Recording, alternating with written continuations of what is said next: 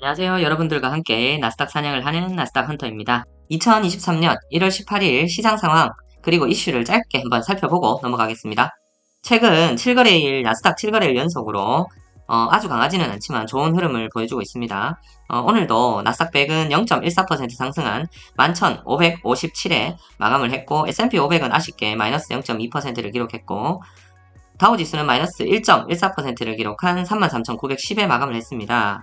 S&P 500 지수 내에 이미 소비재, 부동산, 기술 관련 섹터는 상승을 보였는데 소재, 커뮤니케이션, 금융, 산업 섹터는 하락을 했습니다. 그리고 오늘 실적 발표가 있었던 골드만삭스는 예상치를 크게 밑도는 실적을 발표를 하면서 주가는 마이너스 6.44%를 기록했습니다. 그게 이제 오늘의 S&P 500에 하락 영향을 많이 끼쳤습니다. 반면에 모건스탠리는 전체적으로 양호한 실적을 보이면서 지수는 전일 대비 5.91% 상승했습니다. 그리고 개인 투자자들의 관심이 높은 테슬라는 중국에서 가격 인하 정책으로 판매가 이제 증가하는 것으로 보이면서 전일 대비 7.43% 상승으로 마감을 했습니다. 그래서 이제 나스닥 지수에 영향을 많이 끼쳤죠. 이번 주에 진행하고 있는 경제 포럼에서 연준 인사들의 발언이 이제 좀 있을 예정인데요. 시장은 현재 이 발언에 대해서 우려 반과 기대 반에 차 있는 상태입니다. 현재 총 9명의 연준 인사들의 발언이 예정이 되어 있는데 제 개인적으로 굉장히 싫어하고 있는 제임스 블러드 세인트루이스 연은 총재만 좀 조용해줬으면 좋겠습니다. 좀 부정적인 이야기를 좀 그만했으면 좋겠습니다. 그리고 지표로는 우리가 긍정적인 지표로 지금 제가 보고 있는데요. 항상 증시를 반템포에서 한 템포 선행하는 구리 가격을 말씀드립니다. 닥터 코퍼라고 불리죠. 구리 가격이 요즘 지속적으로 수개월 상승세를 지금 지속적으로 보이고 있다는 점에서 중기적으로 시장은 괜찮지 않을까 생각합니다. 근데 구리가 이제 산업의 쌀이라고 할 만큼 쓰이지 않는 곳이 없는 원자재죠.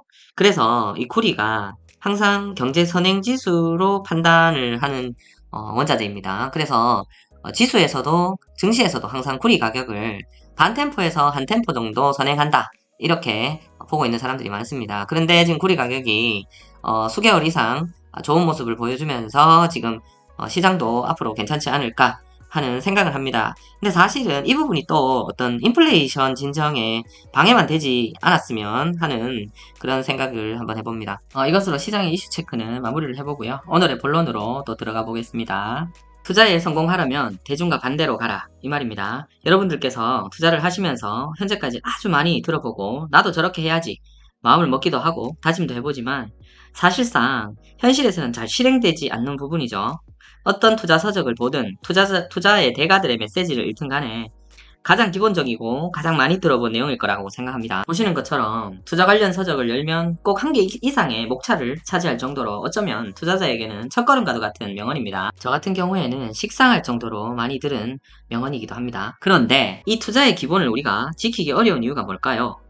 이 이유는 우리 사람들이 사는 세상은 대부분의 의사결정을 하는 구조나 중요한 요직을 선출하는 기준은 물론이고 거의 모든 결정을 하는 기본적 구조가 많은 사람의 수가 원하는 의사결정 방식, 즉 다수결 방식에 길들여져 있습니다. 여기에 익숙해져 있고 또 대중과 함께 하려는 인간의 본능이 있습니다. 그런데 투자는 어떤 투자라 할지라도 이 인간의 본능을 역행해야 성공하는 구조로 되어 있습니다. 즉 쉽게 말해서 다수결 게임이 아닌 소수결 게임이기 때문입니다. 다시 말해서 다수는 돈을 잃고 소수의 의사결정을 한 투자자들이 끈기까지 더해지면 그 시간이 흐르고 난 후 차후에 그 결과가 수익으로 전환되는 그런 구조입니다. 그런데 단순히 시간만 견디면 될까요? 그 시간 속에 현재 그 결정을 흐리게 만든 그 시세의 변동과 뉴스, 그리고 정책, 그리고 가장 심한 거는 반대 방향의 투자를 한 다수의 투자자들이 반대 의견과 심지어 비난까지 쏟아지는 그 시간들을 오롯이 견뎌야 끝에 수익의 빛을 우리가 발할 수 있습니다. 그러면 현명한 투자를 하려는 우리는 그 반대로 오히려 요즘 주식 투자에 관심이 없는 사람들이나 원래 기존의 상승장에서는 주식 투자를 하다가 지금 이제 하락장이라고 주식 시장을 떠나거나 하지 않는 대중들이 몰려가는 곳은 어디일지를 우리가 오히려 한번 반대로 살펴보면 역으로 우리가 어떻게 투자를 해야 할지가 보일 수도 있다는 생각을 하기도 하죠. 그러다가 얼마 전에 어떤 뉴스를 보다가 저도 모르게 피식 웃게 되는 뉴스를 보게 되었는데 바로 이 뉴스입니다. 요즘 한 번 정도 이렇게 다들 접해본 뉴스라고 생각을 하고 있는데요.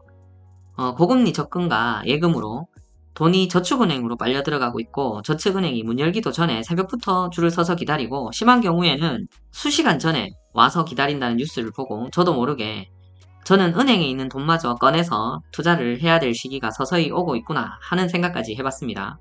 물론 노후 자금이나 기존의 계획 하에 은행에 거치해놓고 있는 자금이나 그 밖의 유가증권들을 이야기하는 것이 아니라, 주식시장이 하락한다는 사실만으로 주식을 적거나 원래 주식에 투자를 하려고 계획했었던 돈들을 금리를 조금 더 은행에서 준다는 이유로 계획을 바꾸셨다면 대중 중에 대중에 속할 수도 있겠구나 하는 생각을 해봤습니다. 제 개인적으로는 지수 투자에 항상 활용하고 있는, 맨날 말씀드린 107일선, 나스닥 107일선 돌파를 눈앞에 두고 있습니다.